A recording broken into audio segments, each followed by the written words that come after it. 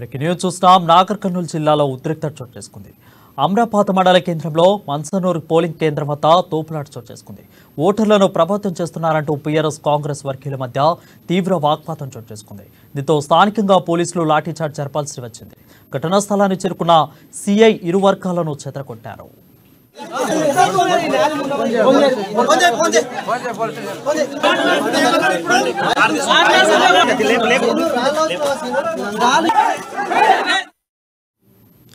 Breaking news చూస్తున్నాం. నాగర్ కర్నూలు జిల్లాలో ఉద్రిక్తత చోటు చేసుకుంది. అమ్రాబాద్ మండల కేంద్రంలో మన్ననూరు పోలింగ్ కేంద్రం వద్ద తోపులాట చోటు చేసుకుంది.